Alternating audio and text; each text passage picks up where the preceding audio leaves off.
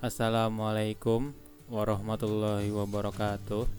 Untuk video ini kita akan membahas komunikasi data tentang OSI 7 layer. Sebelum kita memulai pembahasannya, kami akan memperkenalkan orang-orang yang terlibat dalam pembuatan video ini. Yang pertama, Ahmad Ripani, Ilham Taufik Rahman, saya sendiri, Madani Arsyad, Zainal Ilmi, dan yang terakhir Rizky Alamsyah. Kami dari Politeknik Negeri Banjarmasin, Prodi Teknik Informatika. Sebelum kita masuk ke penerapan OSI 7 layer dalam kehidupan sehari-hari, alangkah baiknya kita mengetahui tentang OSI 7 layer. OSI 7 layer merupakan sebuah model arsitektural jaringan yang dikembangkan di Eropa pada tahun 1997 oleh Badan International Organization for Standardization atau ISO. Sebelum ada model OSI 7 layer, sistem jaringan komputer sangat tergantung kepada vendor atau pemasok, sehingga OSI berupaya membentuk standar umum jaringan komputer untuk menunjang interoperabilitas antar pemasok yang berbeda, sehingga semua perangkat dapat berkomunikasi di jaringan yang sama. OSI memiliki 7 layer. Yang pertama, application layer, presentation layer, session layer, transport layer, network layer, data link layer, physical layer. Yang pertama, kita akan membahas tentang application layer. Application layer bekerja langsung dengan user. Maka jika ada terjadi kendala jaringan, di aplikasi ini akan menyampaikan pesan atau tanda bahwa terjadi kesalahan jaringan. Ketika kita mengirim email atau menerima email, maka akan terjadi pengidentifikasian pengirim dan penerima, dan aplikasi apa yang digunakan untuk menulis email.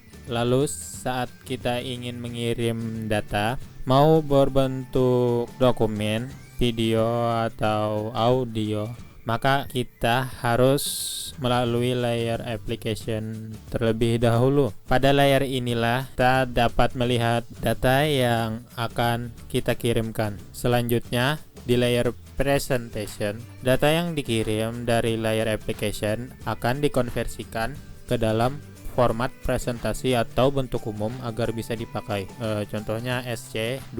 Lalu pada layer ini juga kita mengirim atau menilai email, maka data akan diencode dengan menggunakan key tertentu serta melakukan kompresi teks. Lalu data yang kita kirim melalui email akan diproses lagi oleh layer berikutnya, yaitu layer presentation. Pada layer ini terjadi perubahan bentuk data menjadi format yang dapat dilalui oleh jaringan. Misalnya kita mengirim sebuah dokumen, maka terlebih dahulu dokumen yang akan kita kirim tersebut dirubah ke dalam bentuk format binary. Kemudian kita ke layer session. Layer ini mendefinisikan awal dan akhir percakapan antara dua komputer. Penyesuaian format pada layer 5 ini akan menggunakan operating system untuk mengatur inisiasi dan terminasi dari sesi komunikasi antar host sesuai dengan protokol yang ditentukan. Session layer ini mengatur bagaimana caranya agar antara proses data yang satu dengan yang lain tidak tercampur. Oke, yang kemudian transport layer. Lalu pada transport layer, setelah data diformat dan dikelompokkan sehingga tidak akan tercampur dengan data aplikasi lainnya, transport layer itu akan memecah data tersebut menjadi bagian-bagian yang disebut segmen. Nah, dan tiap segmen nantinya akan diberi semacam nomor urut pada tahap ini. Data diatur sedemikian rupa agar tidak sampai hilang di tengah jalan. Dengan menggunakan semacam aturan atau protokol, sehingga data yang hilang bisa dikirimkan kembali.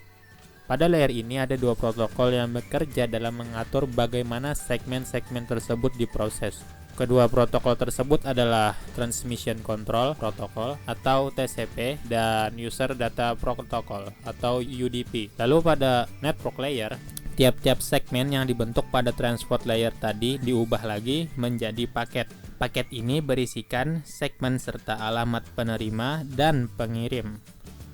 Pada layer network di sini terjadinya pendefinisian alamat IP dan pemetaan alamat routing secara RIP atau Routing Information Protocol atau static.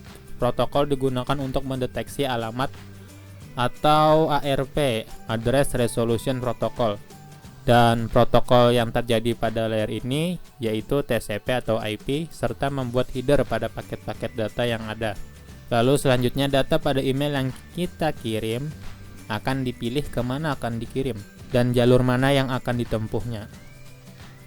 Kemudian layer data link. Di sini akan terjadi pemeriksaan kesalahan dan memiliki tanggung jawab dalam hal pengelompokan setelah paket dibentuk. Kemudian paket diubah lagi menjadi frame yang berisikan paket dan alamat fisik atau MAC address pengirim dan penerima. Data link layer adalah yang bertanggung jawab dalam tugas ini. MAC address yang terdapat pada frame ini hanya digunakan untuk komunikasi antara perangkat komputer yang berada pada jaringan LAN yang sama. Alat yang bekerja untuk tugas ini biasanya adalah switch dan bridge. Lalu berikutnya ada physical layer. Agar data email bisa terkirim melalui media seperti kabel atau sinyal wireless, data yang berbentuk frame tadi diubah lagi menjadi bit atau byte, dikirim melalui media fisik berupa kode atau sinyal elektrik berupa dua buah keadaan yaitu 0 dan 1. Proses perubahan data yang berbentuk frame menjadi bit masih terjadi pada layer 2 dari OSI layer, sedangkan tugas layer 1 adalah untuk mengirim dan menerima bit.